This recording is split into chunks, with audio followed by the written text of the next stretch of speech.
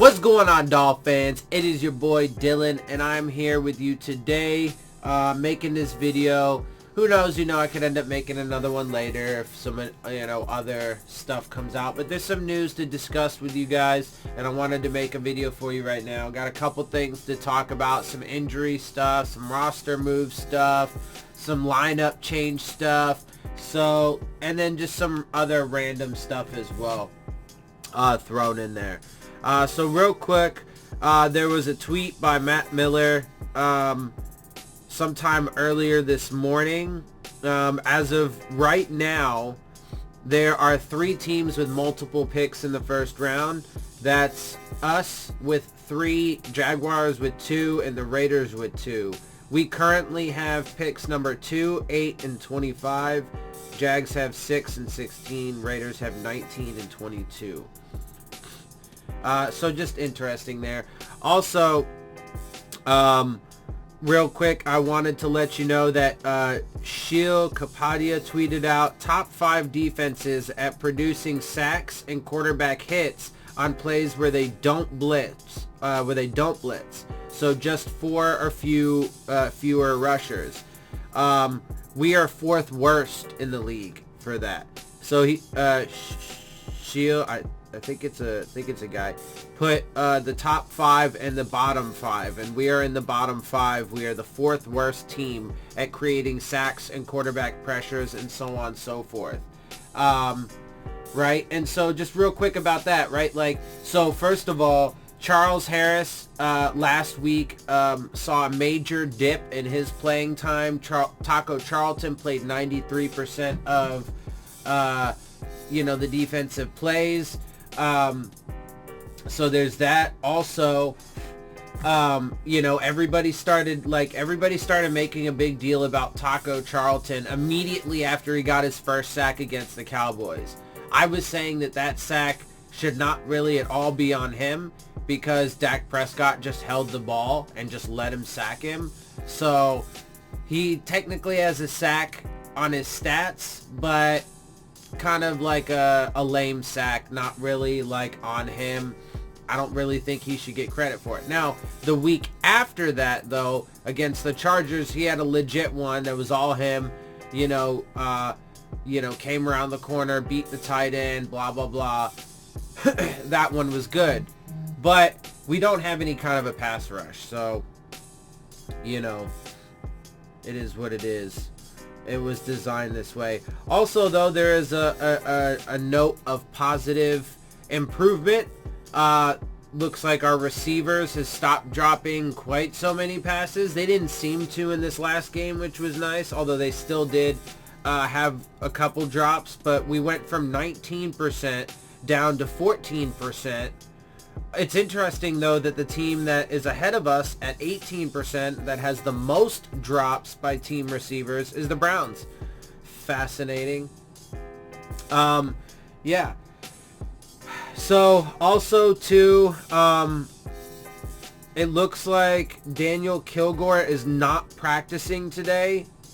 And that is according to Brian Flores. And it's also looking as if it's likely that he does not play on Sunday. That's according multiple reports. There are a bunch of people saying it from people because Brian Flores had a press conference, and apparently in the press conference he told people that Daniel Kilgore there's a likelihood, pretty high likelihood, that he does not play. So that obviously affects our offensive line. Evan Boehm would have to slide over into center. So this could potentially be the 6th different lineup that we have on our offensive line going into this game. And this game against Buffalo on Sunday, let's also note that they are coming off their bye. They are actually having a bye week this week. I already watched their most recent game, which was 2 weeks ago now. And then next week, we play the Steelers, who are going to be on their bye week this week. So we're going to play 2 teams fresh off byes back to back. We go play them in their stadium. I think hopefully not. I really, really hope not, but we'll see what ends up happening. I mean, the Bills have a really good defense, and they have a solid offense that's, going to be playing at home. And as I've said before, there's definitely potential for this game to get out of hand quickly, and I think that it's likely we end up in what I consider to be a mini blowout, which will be, losing between 14 and 15 and 25 points. Anyway, so there's that though. So Kilgore is probably not going to be playing. Also, Robert Nkemdiche and Cordray Tankersley will practice today. Both of them. Dolphins will have a 3-week window to decide whether to activate them, keep them on PUP, or release them. So that'll be really interesting to see. I mean, first of all, Cordray Tankersley, obviously he was a pick by the Dolphins a few years ago now. He actually, his very first season, he did some good things, but then he kind of fell off, lost his confidence, has kind of battled some injuries. So, he hasn't really done much of anything for us to this point. That kind of is what it is. But we do need help in the secondary, so we'll see what they decide to do with him. And Robert Nkemdiche, he was the other Cardinals cast-off, besides Josh Rosen that we picked up, also a former number 1 pick. He was, fat going into training camp and all in the off season and stuff like that, and the preseason. The Cardinals got fed up with him. He's known for not having a consistent motor. He was fat when he got here. He's been on PUP the entire time. So, I mean, his legacy in the NFL right now is trending far closer to bust. And so far, that's not changing. He's going to be able to practice, but we'll see what ends up happening with him. What ends up happening with him. So, because at the end of the day, right? So there's those three options: activate them, keep them on PUP, or release them. I mean, releasing them. That's just not, there's nothing good in that situation, right? Because then we lose potentially more talent, another body. It shows that they're not really high on the guy, blah, blah, blah, blah, blah. I mean, if they were to keep him on PUP, it says, okay, we have enough interest in him that we want to keep him around for longer, but either they're still injured enough, but if they're going to be practicing, then they should be well enough past their injury, so that shouldn't even be part of the equation. So if they were kept on PUP, it would just literally be like, we like them, but they're not ready. I don't know. That's a tough one. And then if they activate them, then, maybe they want to try and whatever, they can see what they have. I don't know, but so far, neither of those guys look like they're really going to be major contributors this year or next year or really any time. So, but we'll see. Also, Flores said he'd like to see Xavier Howard at practice today. He's hopeful. And then, but later on, though, there are reports that Xavier Howard was at practice or is at practice. So, that's good. Because, I don't want him to have a major knee injury. He's had knee soreness. But we'll see, man. We'll see. I don't know. Honestly, too, there's a part of me that wants to see Xavier Howard even get out of Miami like Minka did, because I don't want to see the prime years of his career wasted on this nonsense. I don't want him to go. I want him to be a pillar that we build this team around. But I don't think we're going to be anywhere near competitive in in the prime years of his career, in the contract that he has now, right? Even the contract that he has, I think will go the entire contract without ever getting back to being competitive. So I think he's just going to get wasted here. And so, it's a tough one for me because I want to see him do well, but it's not going to happen here. At least not for the next few years. I mean, maybe in 5 or 6 years from now, maybe. And that's a super big maybe, but anyway, so the big news though, the really big news is that it looks like they are going to yet again make a quarterback switch, and Ryan Fitzpatrick is going to come back out. Now, again, I was right that Ryan Fitzpatrick was going to start the season. I was also right that at some point he was going to either play poorly, terribly, or get hurt.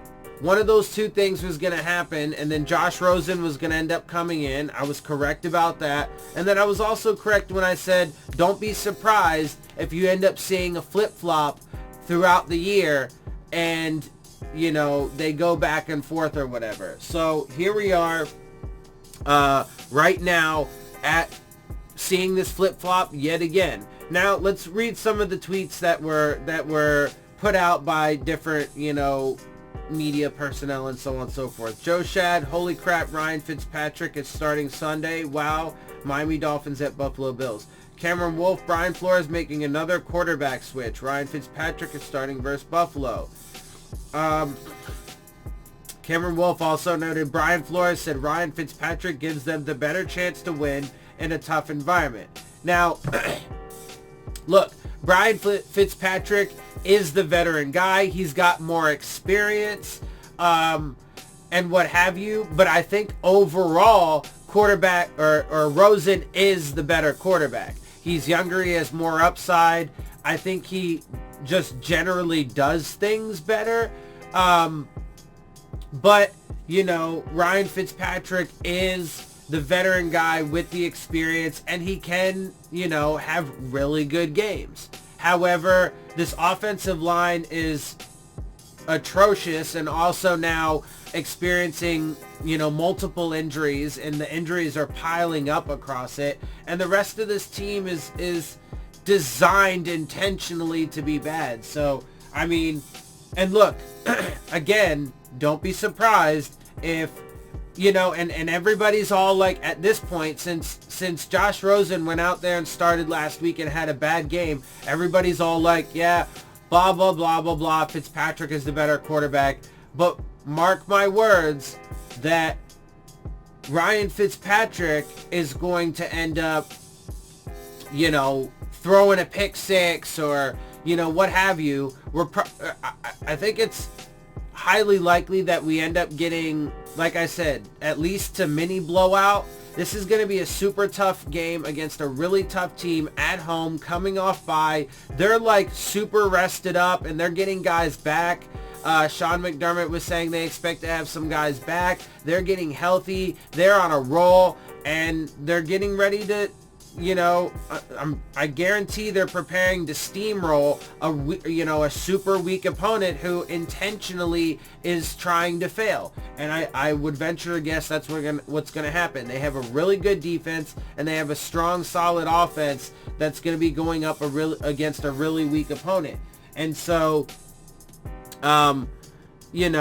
but what happened to evaluating Rosen and so on and so forth, right? Because not only do I personally believe that Rosen is better, but honestly, I mean, you invested a 2nd round pick from this year and a 5th round pick from next year, and you sold everybody that it was such a brilliant move because he could potentially be your franchise guy. You could maybe argue that you don't want to get him hurt, but no matter who's back there is going to get hurt, first of all. But even if that's the case, which is not the case that they're making, because Brian Flores said that he feels Fitz gives us the better chance to win, then, what happened to fucking, seeing what you have in Josh Rosen, right?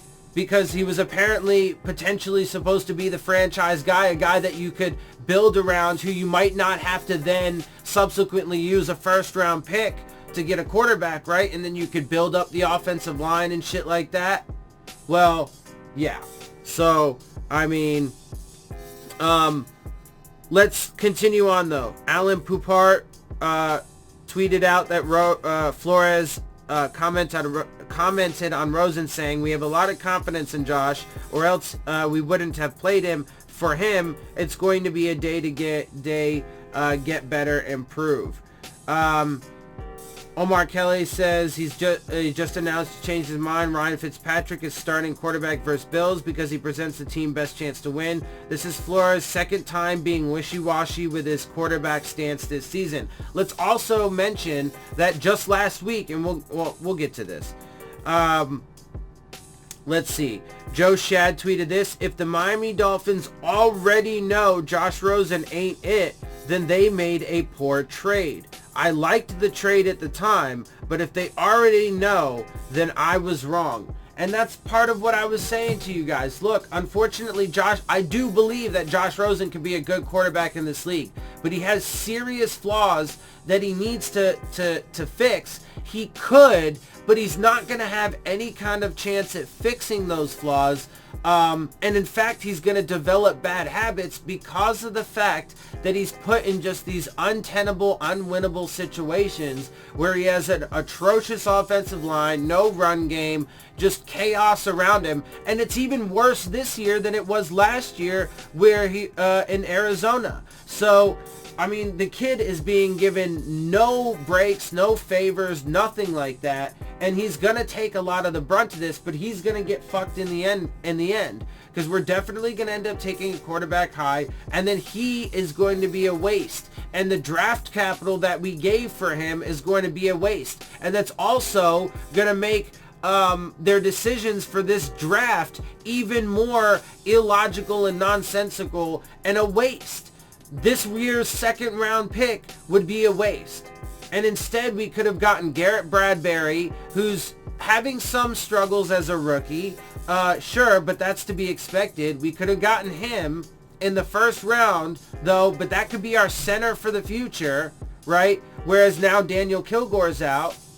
Okay, and then we could have gotten a defensive lineman in round 2 and had Will Grier backing up Ryan Tannehill, and also have Laramie Tunsil, and if you manage to keep Juwan James, then him as well, right? And have a good, solid skeleton for that offensive line. By the way, Ryan Tannehill is now going to be starting over Marcus Mariota going into their next game. So, again, I mean, his stats overall were better than Marcus Mariota when he went into the game last week. He wasn't able to bring them to a victory. I mean, they were too far gone, and the team around him was, tired and beat down and so on and so forth at that point. So unfortunately, he couldn't do it all on his own. But he is now going to be starting. So I'm personally really curious to see. But anyway, you could have had Will Grier backing him up. And now, as I've been saying this entire time, it's going to end up just being a massive waste. And then so, again though, that goes to their ability to player evaluate. I mean, they're having so much turnover on this roster that they're just deciding left and right. I mean, even in his own coaching staff, right? He fired his offensive line coach a week into training camp because he's like, you know what? I've decided this dude's not doing it well enough.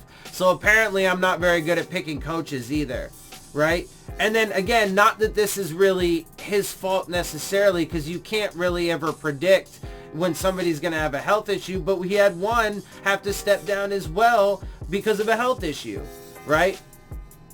But he did stack his coaching staff with several guys that are, a bit older. So there is that as well. But, I mean, again, like all 8 of the guys that they brought in from the AAF, every single one of them failed. Not a single one of them was kept on this roster. The only reason why the dude from Brazil is on the roster is because he can be on the practice squad as an 11th guy, and he doesn't count towards the normal 10, right? So this team is not proving that they know how to evaluate. Not only that, but again, all of the former first-round picks that are on the roster right now are either far closer to busts or just average or whatever than anything else. And the former first-round picks that they got rid of are proven guys in Laramie Tunsil and Ryan Tannehill and Jawan James and Minkah Fitzpatrick. All proven guys across the board, right? So I'm not confident at all that their talent evaluation is going to be where it needs to be to hit on the number of picks that they need to hit on in these next few drafts. I'm not sure that I don't have any confidence that they're gonna prioritize properly. Massive, massive disaster. So Cameron Wolfe then tweeted out, Brian Flores' decision to start Ryan Fitzpatrick this week at Buffalo tells you everything you need to know about how the Dolphins feel about Josh Rosen. Ian Kenyon responded to Cameron Wolfe's tweet about the quarterback switch. Nothing the Dolphins do makes any sense. But in parentheses, he puts except the Minkah trade. Well, I disagree with that. What was mind-boggling is that they insisted on using him out of position like they have several players, and then obviously adopted this idea of tanking and decided that was the approach they were going to go. And so the competitive nature of Minkah Fitzpatrick couldn't keep him in this environment, so he left. Okay. Armando Salguero tweeted this out. My respect level for Brian Flores has grown immensely today with his decision to start Ryan Fitzpatrick. Fitz is now the better quarterback. Or Fitz is the better quarterback right now. NFL head coaches start their best players, period. Okay, first of all, that's kind of ridiculous. Because, again, first of all, that just ignores the rest of the context about clearly they don't really see Josh Rosen in a very high light. Also, it's proving that decision is going to be just a massive waste. Ryan Fitzpatrick is not going to fucking be your franchise quarterback either. And he's the best quarterback right now. Why? Because he came in and performed pretty good against a really weak team and one that was super tired at that point. And then Brian Flores didn't even give him the chance to go into overtime and win it, where he had a high probability of doing so. Because the entire game, there were, again, 14 punts in that game. So that's both teams. But the defense was stopping the offense for the most part. And it was a low-scoring game. You had a much better chance of either your defense stopping them and then Ryan Fitzpatrick going down to score, or if you started with the ball, Ryan Fitzpatrick could have gone down and scored. They had the momentum. He had fresh legs and all that good stuff. They could have done it. Brian Flores chose not to. So, again, and that's another thing too, right? And so a few people have said this proves that Brian Flores is really not tanking and so on and so forth, and that he's really trying to win. Here, Joe Shed. Brian Flores' decision to go with Ryan Fitzpatrick should shut up anyone in America who believes he's in on the tank. He wants to win. He's desperate for a win. No. And the reason why is because it doesn't matter. First of all, Fitzpatrick could super easily go into this game and have a terrible game and throw a couple picks, throw a pick six, whatever, and then Rosen ends up coming in. How much do y'all want to make a bet that happens? Matter of fact, I'm going to go ahead and say right now that Ryan Fitzpatrick has a terrible game because this offensive line is getting even more depleted. He's going to have a terrible game because, again, we're playing the Buffalo Bills, who are red hot right now. coming off a bye week, so they've, gotten rested and are getting guys back, and their defense is tough, really tough. So, and we're playing in their stadium. They are going to shut down our offense. They are going to harass Ryan Fitzpatrick. At some point, he's going to end up coming out of the game, whether it's because we're getting demolished and he's playing poorly, or whether it's because, injury or potential injury or something like that. So watch. And then, but aside from that, he has systematically tore this team down and intentionally made it bad, right? So that way, they have designed the team, and he is part of this, the core of decision makers that have done this. They have designed this team to be so bad that it doesn't matter how hard that the players try when they're on the field. They're constantly confused and out of place. Bad communication. There's a lack of talent and leadership. Not to mention all the injuries and stuff. So they're designed to lose. And then on top of that, I fully believe that Brian Flores' decision to go for the 2-point conversion,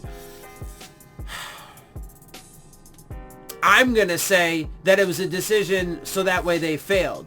But trying to be as fair as I possibly can, because I don't know what's exactly in his mind, but just being as fair as I possibly can, he called that play because it had the least probability of working. Now, I've watched that game several times at this point, and when you look at it, it was, from no standpoint was it designed to be successful. The play call was terrible against the defensive front that they had lined up. Now, was Fitzpatrick in on it? Because he could have checked out of it and did a different play. They could have called timeout and made a different decision. Whatever. But anyway, so it was just designed. There were two blockers, and you gotta hope that neither of them whiff or what have you. At least one of them did, but there were two blockers for four guys. Four guys. I don't know about y'all, but I can do math, and two guys to block four guys doesn't really add up. And then, of course, Kenyon Drake drops the pass, so it was doomed from that aspect.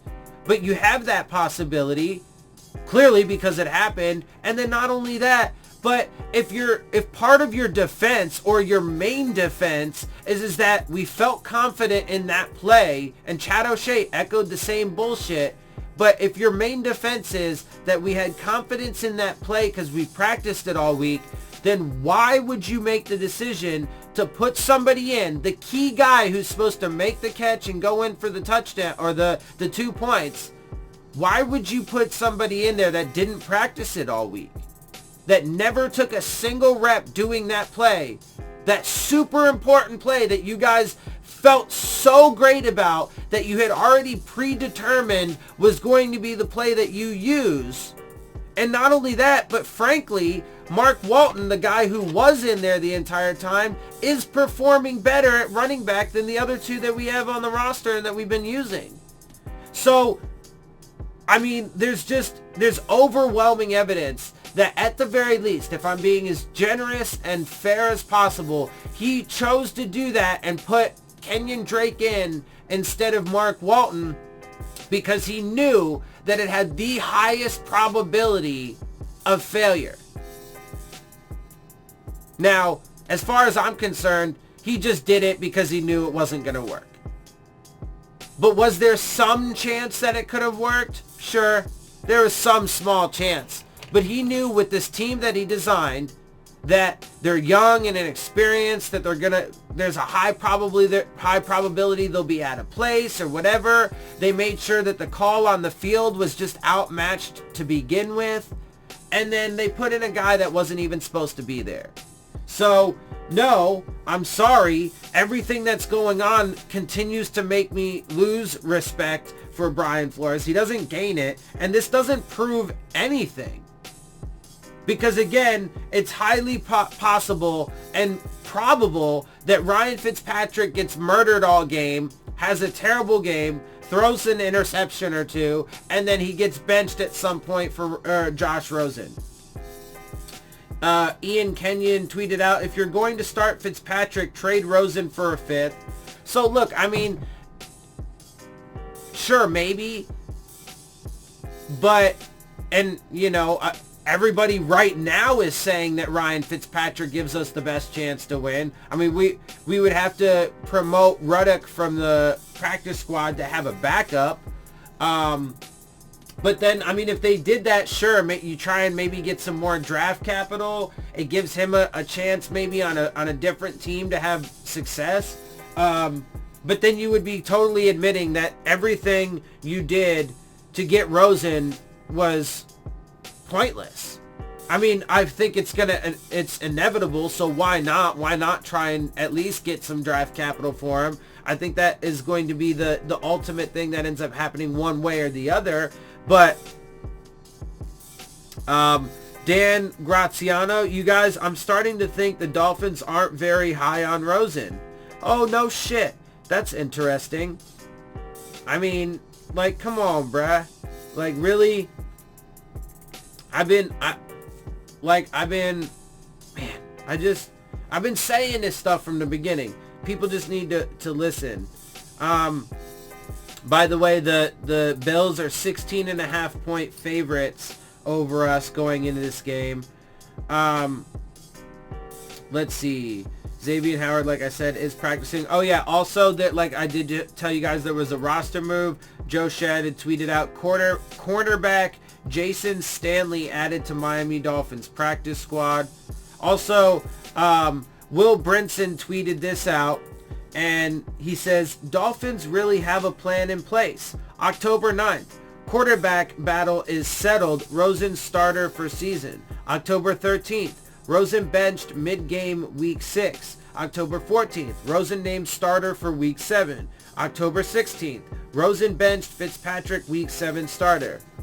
I mean, come on, dude. They don't have any real plan. They are literally just, because the goal is to just be as bad as possible. So it's literally like, you know, just some fucking super diesel dude that's massively burly and yoked, going around blindfolded with a fucking with a sledgehammer in one hand and a chainsaw in the other in your house.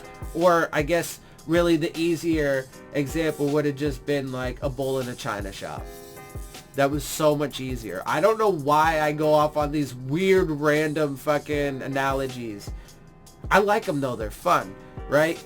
So I'm going to stick with the big like burly lumberjack dude, blindfolded with a sledgehammer and a chainsaw, drunk and going wild.